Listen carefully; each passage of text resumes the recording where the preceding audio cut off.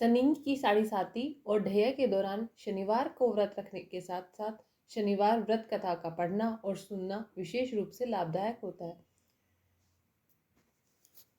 शनिवार व्रत के साथ शनिवार की कथा पढ़ने से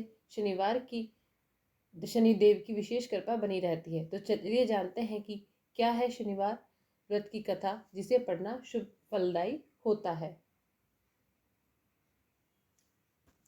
एक बार की बात है, सभी नवग्रहों यथा सूर्य, चंद्र, मंगल, बुध, बृहस्पति, शुक्र, शनि, राहु और केतु में विवाद छिड़ गया कि इनमें सबसे बड़ा कौन है। सभी आपस में लड़ने लगे और कोई निर्णय न होने पर देवराज इंद्र के पास निर्णय कराने पहुंचे। इंद्रदेव घबरा गए और उन्होंने निर्णय करने में अपनी असमर्थता जताई, परंतु उन्होंने कहा कि इस समय पृथ्वी पर राजा विक्रमादित्य हैं, जो कि अति न्यायप्रिय है, वही इसका निर्णय कर सकते हैं। सभी ग्रह एक साथ राजा विक्रमादित्य के पास पहुंचे और अपना विवाद बताया, साथ ही निर्णय के लिए कहा। राजा विक्रमादित्य इस समस्या से चिंतित थे, क्योंकि वे जानते थे कि जिस किसी को भी छोटा बताया वही क्रोधित हो उठेगा। तब राजा को एक उपाय सूझा। उन्होंने स्वर्ण, रजत, कांस्य, पीतल, शीशा, रांगा, जस्ता, अभ्रक और लोह से 9 सिंहासन बनवाए और उन्हें इसी क्रम में रख दिया। फिर उन सबसे निवेदन किया कि आप सभी अपने अपने सिंहासन पर स्थान ग्रहण करें। जो भी अंतिम सिंहासन पर बैठेगा वही सबसे छोटा होगा। इसके अनुसार लोह सिंहासन सबसे बाद होने के कारण शनिदेव सबसे बाद में बैठे, तो वही सबसे छोटे कहलाए। शनिदेव को लगा कि राजा ने ऐसा जानकर किया है और वह गुस्से में राजा से बोले, राजा तू मुझे नहीं जानता है। सूर्य एक राशि में 1 महीना, चंद्रमा 2.25 महीना 2 दिन, मंगल 1.5 महीना, बृहस्पति 13 महीने व बुध और शुक्र 1 महीने विचरण करते हैं, लेकिन मैं 2.5 से 7.5 साल तक रहता हूँ।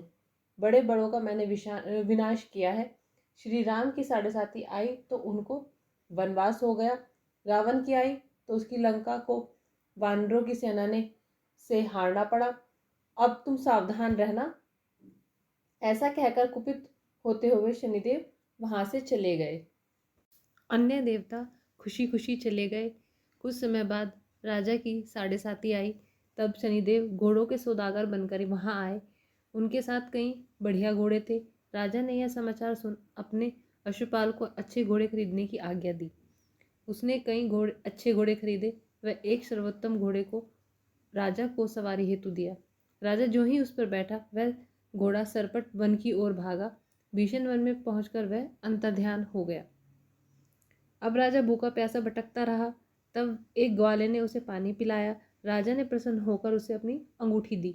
वह अंगूठी देखकर राजा नगर को चल दिया और वहां अपना नाम उज्जैन निवासी वीका बताया।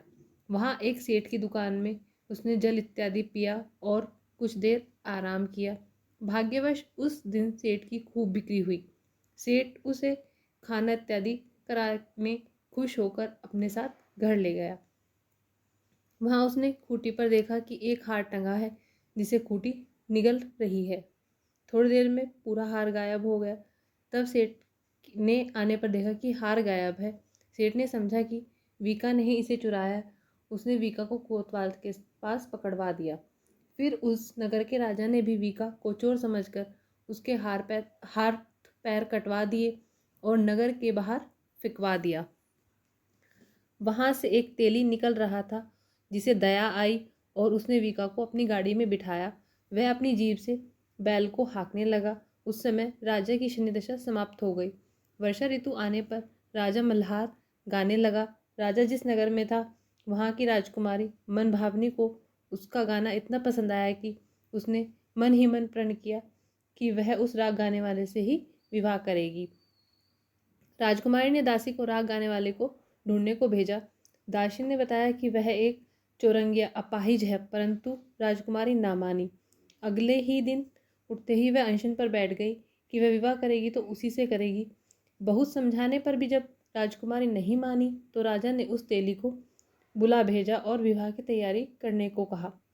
फिर उसका विवाह राजकुमारी से हो गया। तब एक दिन सोते हुए स्वप्न में शनिदेव ने राजा से कहा, राजन, देखा तुमने मुझे छोटा बताकर कितना दुख झेला है। तब राजा ने उनसे क्षमा मांगी और प्रार्थना करते हुए कहा कि हे शनिदेव, जैसा दुख मुझे दिया है ऐसा किसी और को मत देना। शनिदेव मान गए और कहा कि मेरी कथा और व्रत कहेगा उसे ऐसी दशा कभी नहीं होगी, उसे जीवन में कभी दुख का सामना नहीं करना पड़ेगा। जो भी व्यक्ति रोज मेरा ध्यान करेगा और चींटियों को आटा डालेगा उसकी सभी मनोकामनाएं पूर्ण होंगी। और शनिदेव ने राजा को हाथ पैर वापस कर दिए। प्रातः आँख खुलने पर राजकुमारी ने देखा तो वह आश्चर्यचकित हुई। वीका ने उसे बताया कि वह उज्जैन का राजा विक्रमादित्य है। सभी अत्यंत प्रसन्न हुए। सेठ ने जब सुना तो वह राजा के पैरों में गिर क्षमा मांगने लगा। राजा ने कहा कि वह तो शनिदेव का क्रोध था, इसमें किसी का कोई दोष नहीं। सेठ ने फिर से निवेदन किया कि मुझे शांति तभी मिलेगी कि जब आप मेरे घर चलकर भोजन करेंगे। सेठ ने अपने घर नाना प्रकार के व्यंजनों से राजा का सत्कार किया। साथ ही सबने देखा कि जो खूंटी हाथ निगल गई थी वही उसे उगल रही थी। सेठ ने अनेक मोहरे देकर राजा का धन्यवाद किया।